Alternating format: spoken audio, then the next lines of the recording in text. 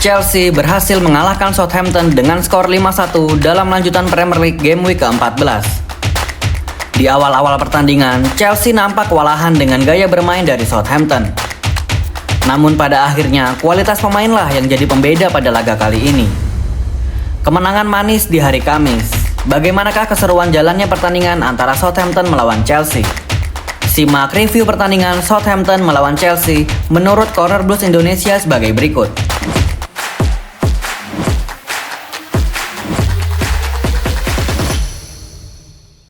Southampton secara mengejutkan bermain menyerang sejak menit awal.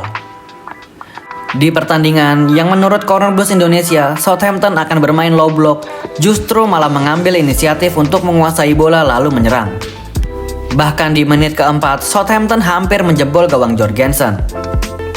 Kejadian bermula saat gagalnya perangkat offset yang di-set up oleh lini pertahanan Chelsea. Malo Gusto sedikit terlambat untuk menjebak pemain Southampton. Joe Aribo yang mendapat bola di posisi kosong dan tanpa pengawalan, menendang bola dengan akurat. Namun beruntung, Philip Jorgensen bermain apik dan tenang untuk menyelamatkan gawang. Akhirnya, Jorgensen melakukan debutnya di EPL, dan ia membayar kepercayaan Maresca dengan sangat baik pada match ini. Keasikan menyerang, Southampton malah lengah ketika Chelsea mendapat corner kick pertamanya.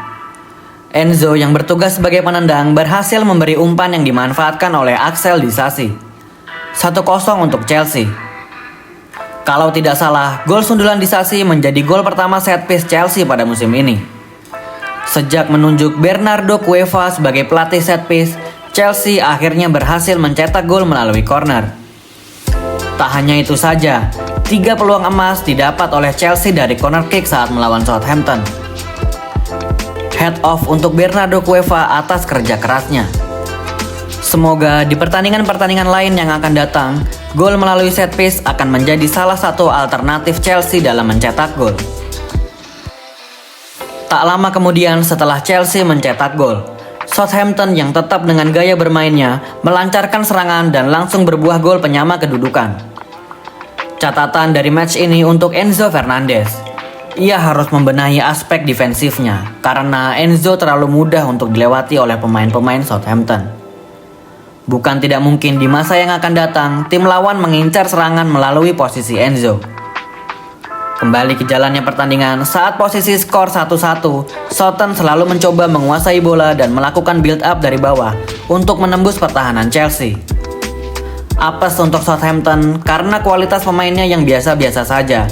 Akhirnya, Chelsea hanya menunggu waktu untuk mereka melakukan blunder. Dan benar saja, di menit ke-17, pemain Southampton melakukan blunder tepat di kaki Madueke. Madueke langsung memberi umpan kepada Nkunku. Nkunku yang seolah mendapat durian runtuh tinggal menendang saja ke arah gawang yang sedang kosong. 2-1 untuk keunggulan Chelsea. Pemain yang menjadi top scorer Chelsea pada musim ini dengan torehan 14 gol di semua kompetisi akhirnya melakukan selebrasi khas miliknya, yaitu meniup balon. Fakta unik dari Southampton musim ini, berdasarkan statistik, Southampton adalah tim dengan blunder terbanyak yang berujung gol di Premier League musim ini, yaitu sebanyak 9 kali. 15 menit berjalannya laga setelah gol kedua dari Nkunku, Chelsea kembali mencetak golnya yang ketiga, yaitu melalui Noni Madueke. Gol kelimanya di Premier League musim ini. Madueke melesatkan gol dengan sangat baik ke pojok gawang Southampton. Petaka datang kepada Southampton, seperti kata pepatah sudah jatuh tertimpa tangga. Southampton mendapat kartu merah di menit ke-39. Kapten Southampton, Jack Stephen, kedapatan kamera menarik rambut dari Cucurella.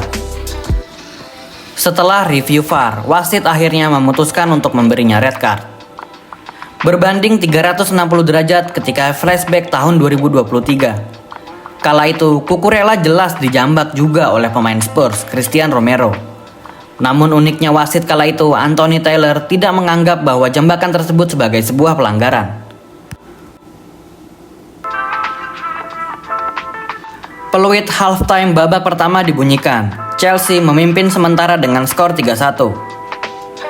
Pendekatan Chelsea di babak kedua ini tetap sama seperti babak pertama.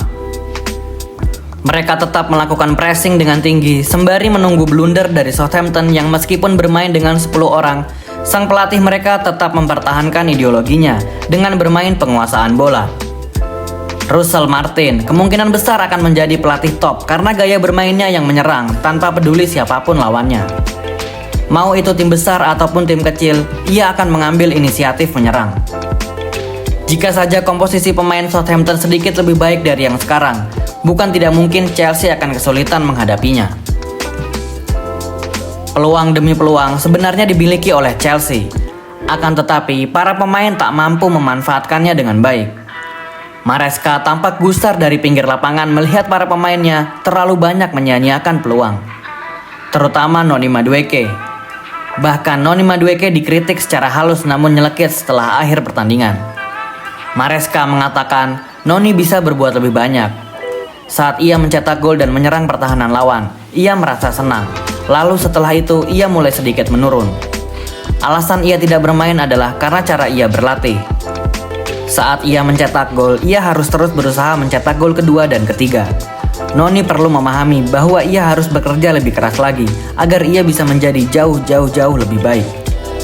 Maresca terlihat khawatir karena di Premier League keunggulan hanya 2 gol masih belum aman dan harus sebisa mungkin untuk kill the game di setiap kesempatan. Setelah membuang-buang kesempatan, akhirnya Madueke harus ditarik keluar dan digantikan oleh Jadon Sancho. Di menit ke-76, Palmer berhasil mencetak gol keempat sekaligus gol tanda kemenangan melawan Southampton. Seperti melawan Aston Villa, Palmer harus ditarik keluar lapangan untuk diistirahatkan guna melawan Tottenham hari Minggu nanti. Pada pertandingan ini, Sancho akhirnya berhasil mencetak gol debutnya untuk Chelsea. Dua pemain dari Akademi Man City yang menjadi andalan untuk Chelsea. Skor berkesudahan 5-1 untuk kemenangan Chelsea. Kemenangan yang membuatnya kokoh di posisi kedua sementara, terpaut 7 poin dari pemuncak klasemen Liverpool. Jika kita flashback ke awal musim ini, pernahkah kita mengira akan di posisi kedua seperti sekarang, Blues? Apakah dengan beradanya Chelsea di posisi kedua, itu menandakan bahwa Chelsea mempunyai kesempatan dalam memperebutkan titel juara Liga Inggris musim ini? Tulis jawaban kalian di kolom komentar ya, Blues. Apresiasi sebesar-besarnya kepada manajemen atas keputusannya yang menunjuk Maresca untuk menjadi manajer di awal musim.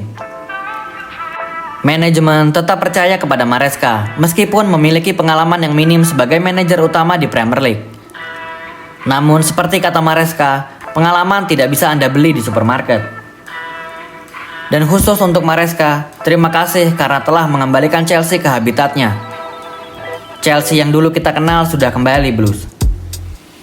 Tak lupa di akhir pertandingan, para fans yang datang away ke St. Mary's Stadium menyanyikan namanya sebagai tanda terima kasih. Namun Chelsea pantang berpuas diri.